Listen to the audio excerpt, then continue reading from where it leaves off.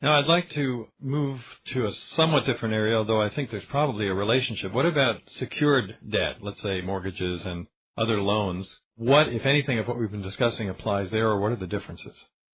We've not had much direct success at mortgages, despite the fact that they are so flagrantly criminal in Canada. If you look at your mortgage, there's two different types. The first type is where they state right on the face of it, I, John Smith, being registered as owner of an estate in fee simple of the following lands, and in consideration of the sum of $100,000, the receipt of which is hereby acknowledged. You've got to stop for a second and ask yourself, when I signed that document at the lawyers, when it was signed, witnessed, and notarized, were those statements in fact true? And in fact, they were not true in the majority of cases.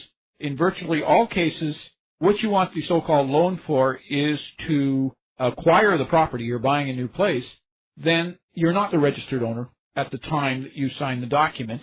And in virtually every case where it's a new mortgage, the bank has not given you any money yet. And in fact, they cannot give you any money yet because they don't have it yet, because your mortgage security instrument is in fact the loan money itself.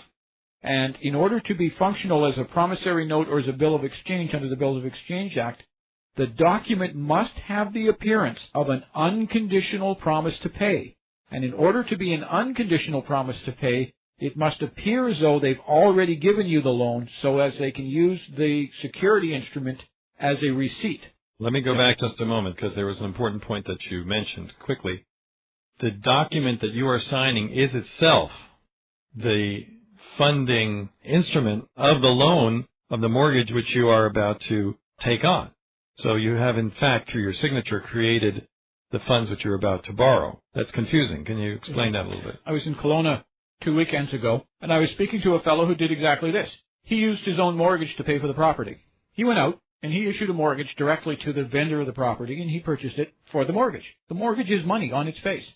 For example, it was about a $200,000 property, and he issued the mortgage directly to the vendor, and it said, I promise to pay the vendor, and secured it by the property.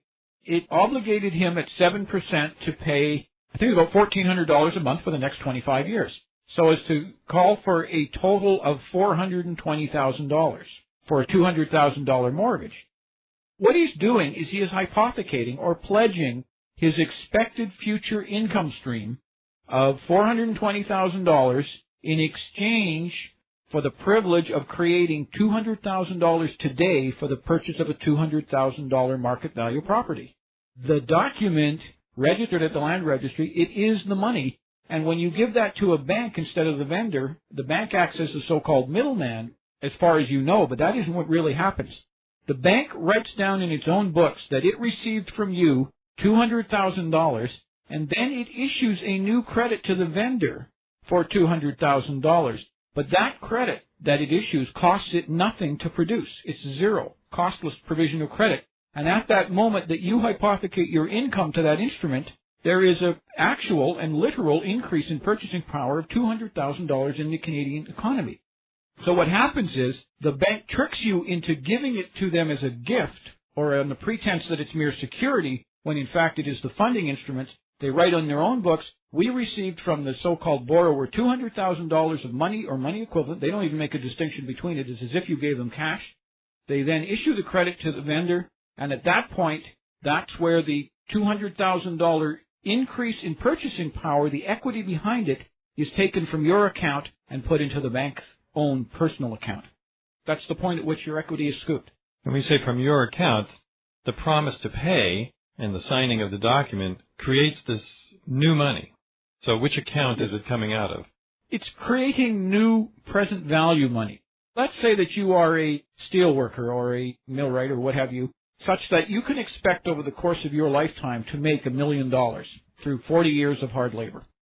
And over that 40-year period, you are now, in this situation that I just described, you're taking $420,000 of that total lifetime capacity, and you are trading it for $200,000 today, and you're bringing it forward to the present from the future.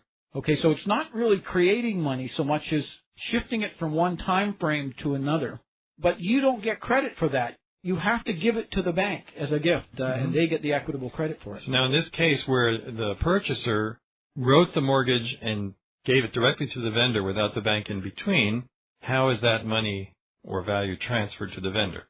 Well, the vendor receives an account credit from the bank, which they then reassign to somebody else. You've heard the expression, the difference between paying a debt and discharging it? Okay, it's like John owes Tom $100,000, so he says, well, Bob owes me $100,000, so why doesn't Bob just pay Tom? Nothing has been paid. All you've done is to reassign the liability, and that's all the banks ever do, but it's within the frame of reference or the context of a bubble that is ever expanding. Well, no debt is ever paid. It's only reassigned or discharged. Assume that you take $1,000 to the bank and you make a deposit. Okay, the moment you make that deposit, the property interest in the currency, the, say, Federal Reserve notes or the Canadian currency from the Bank of Canada, it passes to the bank. It's now the bank's property.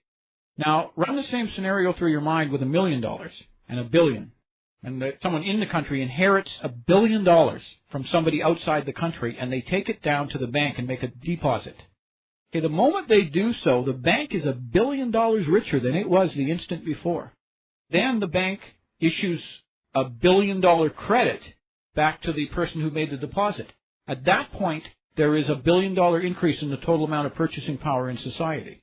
Because what we're constantly confusing is a deposit for what is technically a reposit. You've heard the term repository? Mm-hmm. Okay. As opposed to a depository. With a repository, the property interest in the money stays with the person who makes the reposit. It's like a safety deposit box, which is actually, of course, a safety reposit box. It still remains to be your money. And the cost to you is outstanding. You could virtually eliminate the federal income tax, and all the government has to do is insist that the banks actually have the money that they owe people. The point is that when you go down and you make a deposit and the bank issues a new instrument called an account credit in the same amount, then at that point there is an increase in the money supply, and that's where all this inflation is coming from. Before the deposit, let's say that we're dealing with $1 million. Mm-hmm. You find $1 million in gold or something, or cash even, and you take it down to the bank. Before the deposit, there's $1 million that you own and can spend. Fairly straightforward. After the deposit, relatively speaking, there's $1 million that the bank now owns and can spend if it wants to, and there is $1 million account credit that you own and you can spend if you want to. There has, on its face, been an increase of $1 million in purchasing power supply, and that happens every time a deposit is made. And that is the point at which our system is revealed to be a constructive fraud against equity. The fact that property interest in the real money passes from the depositor to the bank in exchange for a consideration that costs the bank nothing to produce. You fix that problem, you fix the whole world. This raises two questions. You're paying off a mortgage and times are tight and you can't make your payments, and then you're in a situation where if you start missing payments, you could be subject to foreclosure. Is there, based on the information we've been talking about, a strategy, a remedy to undo some kind of hidden fraud which has been in existence that you didn't know about up until this time? It's essentially the same as it was for the unsecured debt, only you have to go about it in a little bit different way. You must confront them with it and demand that they explain their actions, and it depends on the nature of your paper, so to speak. As I said, there are two ways they can do this. The one is through the categorically false statement on the face of the mortgage that you've already received the money. That's an offense under Section 388 of the Criminal Code. It's a constructive forgery. The other possibility, and which is becoming increasingly prevalent, is that they will state on the face of the mortgage that in exchange for their bare agreement to loan you $100,000, you agree to give them the $100,000 in the form of the mortgage security. And then they loan it back to you, your own money, but they call it a loan, and you have to pay it back again plus interest. Now, in that case, you've got what is called a fictitious consideration on the face of the mortgage. The bank has to make a declaration under its annual reports that it recognizes that its bare agreement to loan is not a good and valuable consideration in and of itself. The only thing a borrower ever wants is the money, and that's the only thing of value that a bank ever provides in theory. So you've got a contract that states on its face, and they always follow it up with, neither the execution or registration of this mortgage shall bind the bank to advance the principal amount. But you agree that you owe us the $200,000 or the $100,000 anyway. And so you've got a fictitious consideration, a contract that states on its face, you agree that we've done nothing for you, and in return, you agree that you owe us all this money. It's a phony contract on its face. There's a process that you can go through. It's very difficult and dicey when you're dealing with a chartered bank due to the existence of Section 434, subsection 2 of the Bank Act, that is retroactive legislation, and it says, to paraphrase, nothing in any act, charter, or law shall be construed as preventing a bank from acting on any power of sale contained in any mortgage document held by the bank. So it says no power in the universe can stop a bank from foreclosing on a mortgage. But the flaw in that is that if it is a constructive forgery, then it isn't a mortgage in law, and so they wouldn't be able to act on that. What you're dealing with there is you've got evidence right staring you in the face. There's no competent government acting in good faith would ever enact such a law that says nothing in any act, charter, or law, including the Constitution itself, can stop a bank from realizing on a mortgage. On its face, that law is invalid. But what it does demonstrate is if you're going to do this, you have to do it in groups. Don't try and do it on your own. Get together with 10 other people in the same boat and attack the problem as a group collectively. 30 people would be better, 50 is even better still.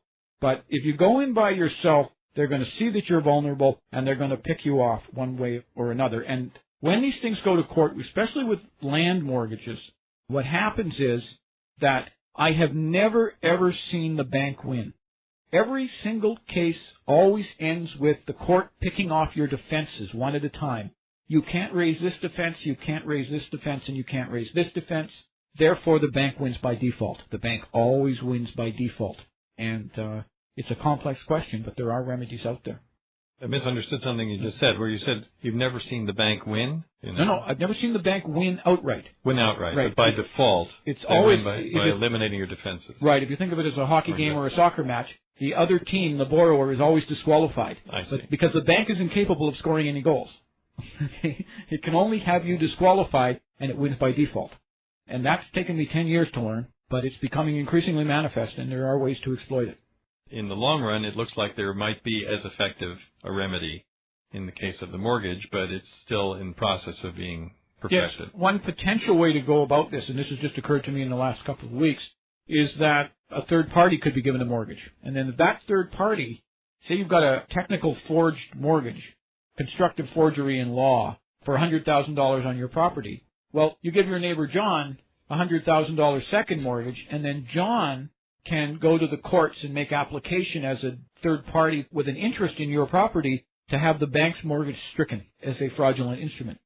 It would have to be done in a certain way. But the thing is that, you see, the third party, essentially you're doing the same thing as under the Bills of Exchange Act. The Bills of Exchange Act only deals with commercial paper, who is a holder in due course, and who is entitled to it without notice of defect and all of this other stuff. They don't care about the equities involved. The point is that I have a right to this property. My mortgage is good because it tells the truth. Your mortgage, Mr. Banker, is a constructive forgery because it contains an objectively false statement and a material false statement on its face that you had already given the money when you hadn't. And therefore, I am entitled in equity to have your mortgage stricken and mine put in its stead. That is the process that I'm working on right now. It's a little premature just yet, but in theory, that is the remedy that you're entitled to. To conclude this, what I've learned is that in both secured and unsecured debt, essentially what you're doing is you're holding the banks responsible for the language which they have created on the instruments which they've asked you to sign. So you're not tricking them, you're untricking yourself. Yes, exactly. Essentially, now look at it this way. When you make that false statement on the mortgage that you've already received the money from the bank, who is making that false statement? Is it the banker or is it you? See, it's you that's making the false statement because it's your paper. You are issuing that security as a false receipt for money already had and received. So what the bank is doing technically is requiring that you falsify the documents so that technically your hands are dirty and you can't raise that as an issue when you go to court. So what you have to do is you have to throw everything down on the table and argue equity from the outset. You don't ever want to argue law with these people because the courts have to give you equity if you argue equity. And so there's a way to do that. It sounds real simple here, but you have to know what you're doing and you have to be able to go in and say, I don't care what the mortgage says. This is equity. I want an equitable accounting of this transaction.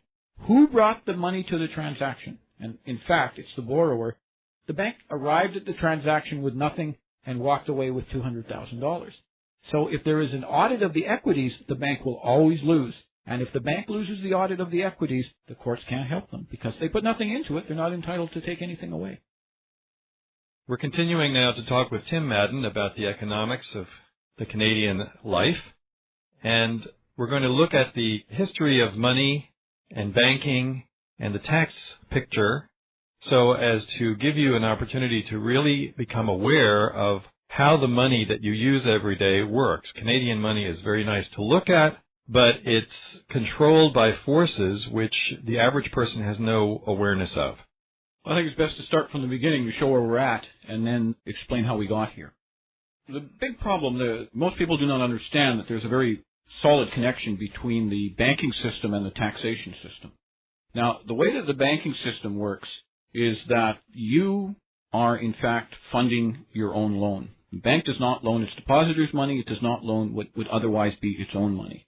It first gets you to hypothecate whatever income you have coming in the amount of the loan to the so-called security document that is actually a funding instrument as well as a security instrument. So if you want a loan for $100,000 for a mortgage, you have to pledge $100,000 of your future income plus interest, usually doubling or tripling the amount that you are going to pay from the future. You bring it to the present, you hypothecate it or pledge it to that instrument, you then give that to the bank records in its own books that it has received from you the amount of the loan, and it then issues credit back to you, which costs it nothing because you have supplied the equitable substance of the loan. Now, what ought to be happening is if the government were to require banks to actually have the money that they purport to loan to borrowers, then the banks would have to go out and get the currency, and that would force the government to print the currency. It has nothing to do with inflation per se, because the same amount of purchasing power is created either way. In effect, the government is saying to the banks, you can use the borrower's equity and issue cost-free credit back to them based on that equity, and you can bypass the lawful currency system altogether, and as a result of that, as a direct consequence, the government prints virtually no money. Now, since 1980, for example, we're looking at 22 years. Over that period, the big five Canadian banks have increased their assets, meaning the total amount of money that they purportedly have and owe to people in terms of depositors, nominal depositors anyways, by approximately $1 trillion. Okay, now the government over that same period has increased the total amount of money that they have printed in terms of currency, lawful, legal tender as it is, the 10s, 20s, 50s, $100 bills, only by about $20 billion. So that's about 2%. So if the government were to enforce the Currency Act, which states that every financial transaction shall be executed in lawful money of Canada, and meant it, enforced it, then the government over that same 20-year period would have had to have printed a net $1 trillion, approximately, of currency, and that would have reduced the government's need to make up its revenue shortfall. They would have got the equitable credit for the increase in currency needs of the country that accrue to an expanding economy, and the government would have had to have printed $1 trillion over that period, and that would have displaced federal taxation. In fact, if you go back through the historical record, you see that this, what's called seigniorage or gain, is a well-recognized form of taxation, and that governments were intended to rely upon, but they have essentially abandoned that right so as to allow banks to get their money for nothing is basically what it comes down to. So let me ask a simple question from the point of view of a non-economist like myself. You're saying that there is on the books several $1 trillion rolling around the Canadian system, but only 2% of that is covered by actual physical money. How can that actually work, and how does the taxation process keep that together? Okay, from an economic standpoint, the first rule that they teach you when you take economics at university is that anything that functions as money is money. If you accept buttons, and if it becomes our medium of exchange, then whoever has the most buttons and the right to make buttons has a very decided advantage over the rest of us. Now, the thing that banks do is they trade, traffic, or otherwise deal in promises to pay money, as if it were money, but since it serves as money, it is money. And that is the paradox that really messes with your mind and the reason why people just don't understand the fraud that is being perpetrated upon them. Now, if it were to work the same way on deposits and GICs and term deposits as it works on a loan arrangement, you would go into the bank and the bank would say to you, in return for your agreement to loan us, the bank, $100,000, we agree to give you a 100,000 GIC. or TD or term deposit, whatever you want to call it. I think they call them CDs, certificates of deposits as well. The bank would then give you the certificate of deposit for $100,000, and you would turn around and give it back to them as the deposit itself. That is the banking scam in reverse. And 6 months later, when the term expired, you would simply go back to the bank and withdraw your $100,000. You would arrive at the transaction with nothing, and you would walk away with $100,000 or whatever the amount of the loan was, or the deposit in this case.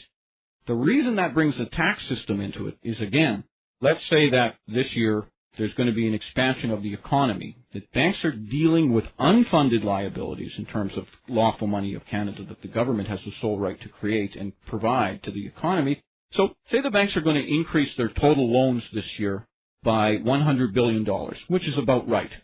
They'll start with $1 trillion, and at the end of the year they'll have $1.1 trillion. And so that they have created a new $100 billion of purchasing power in the economy. Now, if they wanted to do that under a fully funded system, they would have to go to the government and convince the government to spend that amount into circulation. And once they spend it by writing checks against the Bank of Canada, people would bring it to the chartered banks and the other financial institutions. They would make the deposits first, and then the banks could make the loans. But again, they would have to convince the government that they need to spend $100 billion this year, and they need to print the money to do it.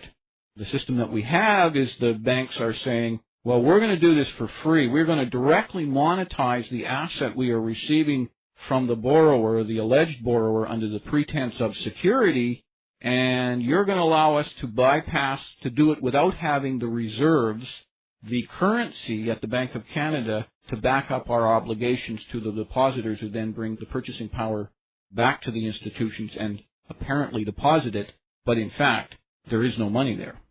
So what are the negative consequences of that situation? The fact that there is no money there and that this is all generating more and more paper, not instruments of currency, but simply records of transactions. What are the negative consequences to the economy and to the individual, and how would that be changed or corrected if the government actually printed that money? Well, if the government were to print the money, for example, the federal government of Canada has a total of $150 billion, more or less, in expenditures every year that they're spending on, pension checks and health care, whatever. They write total checks for $150 billion.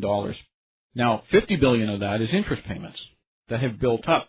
See, had they been doing this since 1975, say, or 1980, we would use the same frame of reference, then they wouldn't have had to borrow the money every year to get the so-called deficit or budget shortfall. They could just print it. The immediate reaction, people have been conditioned to think, oh, there's price inflation, the government's printing money. But the economy is expanding anyway, and it is solely a question of whether the banks are going to do it for free or whether the government is going to print the money and gain the senior richer gain from that, the equitable benefit. In terms of the larger effect on the economy, what I studied over the years is the sort of exploitation of these alleged borrowers systemically by the large institutions. And they have a word for it. It's called being on the wheel. Once they've got you under their thumb, once you owe them $100,000 plus interest at 10%, at the end of the year, where does the 10% for interest come from if the government isn't printing any money? Well, the short answer is it doesn't exist and it cannot exist, and you have fallen into what they refer to as a debt trap. You are on the wheel and you can never get out of it. For example, why do you think when the rate of interest is 3%, bankruptcies are 3%? The rate of interest generally goes up to 10%, bankruptcies increase to 10%. 25%, 25%. There's a one-to-one relationship, and it is precisely because it's a game of musical chairs. And when the music stops at the end of the year, and interest rates are 10%, there's 10% more debt obligations at the end of the year than there was at the beginning of the year. There is no money to pay those, so 10% of the players have to drop out of the game. That's very clear. That's a good example, because if there's not enough money in the supply, and yet the interest is building up over time, then the percentage of missing money is the percentage of players that are going to not have a seat and are going to have to drop out of the game. I know that in the United States, the whole system that affects us in a similar way started with the establishment of the Federal Reserve, and I also know that within a very short time, a few weeks or a few months, coincidentally in Canada, a very similar entity was created. Can you tell us a little bit about that historical moment and what the implications are and how it could be that just coincidentally in Canada at the same time as in the United States, a whole different system of national banking was established? You're talking about 1913. And in 1913, you had the establishment of the Banking Act in Canada. And I think it was the Canadian Bankers Association was established at that time as well. Now, what you have to understand is that the Canadian Bankers Association Act is recognized from its inception as being legitimization of banks colluding against the public. Prior to 1913, what was the situation? If you go back to, say, the mid-1800s, banks had to have 50% of the money that they owed people in cash at the Bank of Canada, or the equivalent. There was no Bank of Canada at that time. But they had to have in their own vaults 50% reserve ratios. And what that meant is that if you signed a mortgage for, say, $100,000 back in the 1800s, the bank would have to go out and somehow find 50,000 of it to put in its own vault. It could only use half of the value you gave it to kick back to you as a loan. Now, over the years, that has been whittled down and whittled down and whittled down, and it went to 25%, I think, in 1913. It was at 20% for the longest time, and then 8%, and then 5%, and now it's 0. They don't have to have any actual reserve. You may notice that the banks are making it increasingly difficult to function with cash. You must have their cards, and in fact, debit cards, credit cards, whatever it is, they treat money as if it were dirty or something like that. And in fact, there's even rumors going around, they're planting them in the newspapers, that their currency is infected with various diseases. And it's just to erode public confidence. Now, I just finished analyzing a business in Kelowna, and they've got a throughput of about $1 million a year. But no matter what type of instrument this individual deposits into his business account, he is charged a fee. He's charged a fee if he deposits checks, 3% if he deposits Visa and MasterCard slips, and there is a cash deposit fee. I think it's 1/4 of 1%. So it costs you $2.50 to deposit $1,000 in cash. And a check is a 50-cent fee. There's nothing you can do in terms of a deposit that they do not charge you a fee for. And remember, what you're doing is you are making a gift of it to them. When you make a deposit, property interest in the money changes hands. So what they are in fact doing is you are giving them $1,000 in cash in exchange for an account credit that costs them nothing to provide, and they're charging you $250 as a fee for the privilege of giving them a gift. There's something wrong with this picture. Very clearly. Why are people willing to go along with this or unaware of it? How do they manage to explain that or keep people subservient to it? Just to use the same example, this is at the Royal Bank of Canada, and it's a business loan. And they were going to loan him $1.1 million as an operating loan for his business, but in return, he had to give them $2 million worth of security instruments so that they got double coverage for their so-called loan, and they used that paper, kicked it right back to them, and they charged him an upfront fee of $10,000 for the privilege. They called it a loan arrangement fee. Okay, now, on the back of that, the very last clause of this long contract says, you agree that this is privileged information and you will not discuss these terms or this offer with any other entity out there in society except your lawyer or your accountants. See, what they do is they isolate you and they treat the information as privileged because there are so many criminal provisions in this contract that they don't want you going to your neighbor and comparing notes, so to speak. It's all coordinated through the Canadian Bankers Association. Under the United States system, it's the Federal Reserve laws and the same thing, but it's all the same scam. You have to have taxes in order to balance the fact that you've given away the money creation process. In the United States, the federal government gave it away to the Federal Reserve, which is neither federal nor reserves, because they haven't got either, and it's a private corporation. In Canada, you've got 5 major private corporations called chartered banks, the Big Five, and these entities have been surreptitiously given the right to effectively scoop the government's gain or seigniorage on the creation of money in our society. Now, the U.S. Constitution stipulates quite clearly that lawful money is gold and silver. Is there a comparable document in the Canadian system? We have what's called the Currency Act. It says certain coins and notes, but I'm not aware of any specific parallel in the Canadian system, and it is notable by its absence. We used to, up until I think it was 1938, when they got rid of the specific gold content requirement. It's easy to see why this is so important. In 1973 or 74, the United States went off the gold standard. And you may recall that. It was a big hullabaloo at the time. Now, the reason they did so was because the official price of gold was pegged at $35 an ounce U.S. And at that time, there was a 4-to-1 ratio out there. The Federal Reserve System is the sort of currency printer to the world. They found that they could just print money and export it to buy goods and services overseas, and the money would never come back into the United States because the people would keep it overseas and use it as their own currency. So there was this constant river of notes going offshore from the United States, and by 1974 it had reached a 4-to-1 ratio.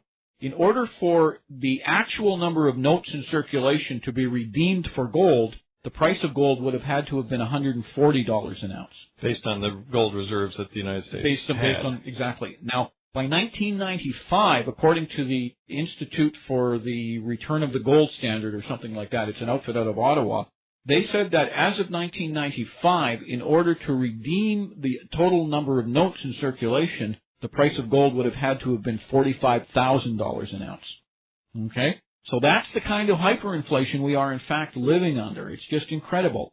And by 2002, you're probably looking, after the hyperinflation of the 1990s through the stock market and, these incredible gains, literally trillions of dollars, you're looking at easily $500,000 to $1 million an ounce if they were to actually redeem all of the debt obligations out there that are denominated in Federal Reserve notes. So this leads me to the question which always comes up at some point, and I've never heard a complete answer on it. I don't know if there is one. Is there any sense at all, given that situation which you described, on considering going back to the gold standard, gold and silver as being the base for the money, or is it so far out of balance that one has to really start fresh? Well, obviously you'd have to have some kind of an adjustment factor, but it's always a good idea to return to value. See, you never pay debts, you only discharge them. When you write a check, the bank doesn't actually pay Bob if you write a check to Bob. It's just the bank now owes Bob instead of you owing Bob. And then Bob writes a check to John, and now the bank owes John money. It works like this. And so that you never actually get rid of it. Now, even when you're paying in currency in Canada, you're not really paying in substance, gold and silver. You're saying, okay, now the government of Canada owes you $20 or $100 or whatever sort of a note you get from the Bank of Canada. So if you take a $100 bill to the Bank of Canada, they'll give you another $100 bill. They won't give you anything that is intuitive or inherently valuable. So it's debt for debt. It's debt Purely. for debt, exactly. Every last dime of money in circulation in the world today is debt money. You can come up with bizarre exceptions, like, okay, there are Maple Leaf coins, there are gold Krugerrands and that, but substantially all money is debt liabilities. And just to give you sort of a concrete example, the whole system started in 1693 with the Bank of England. And they started with 2.5 million US dollars, 500,000 pounds, which were sterling, which was equivalent at that time to what would be 2.5 million US dollars. Now, if you follow that curve and you assume that they're charging 6% per annum, which is about the rate at which the technological development will expand to accommodate the increase in the debt. Like, we're manufacturing more chairs at the rate of 6% per annum, which is why you never really figure out what's going on. And so 108 years later, or 107 years later, in the year 1800, if this was actually happening, then it's about a 400-fold increase. And if you actually plot this, it's true, it works out. There would be approximately $2 billion worth of total debt obligations as of the year 1800. And in fact, that's what actually was the case. 100 years later, in 1900, if you do the math, they spent on World War I $250 billion US dollars. And so this 480 billion, I think it was, total money in circulation is not unreasonable. It does happen. If that mathematical function has continued as it has at 6% to the year 2000, then there will be out there $166 trillion worth of debt.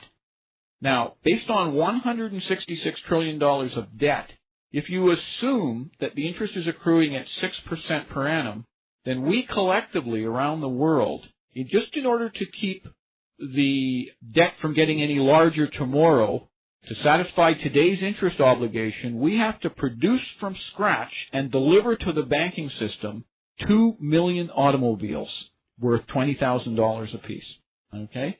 And just to give you an idea, the whole global output of automobiles and light trucks is about 35 million units a year. And we have to come up with 2 million new ones a day just to pay the interest and to keep it from getting any larger. If, in fact, as is the case, the wheels fell off the 6% wagon in 1974 when they removed the gold standard. Remember, we're always digging new gold under the ground, too, and it never really disappears.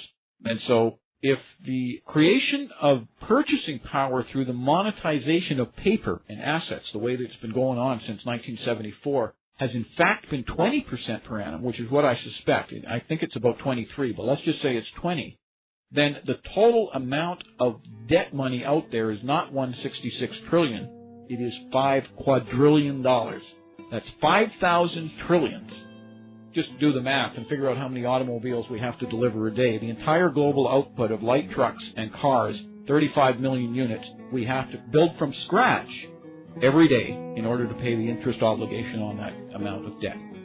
In other words, it is unthinkable and impossible. Precisely.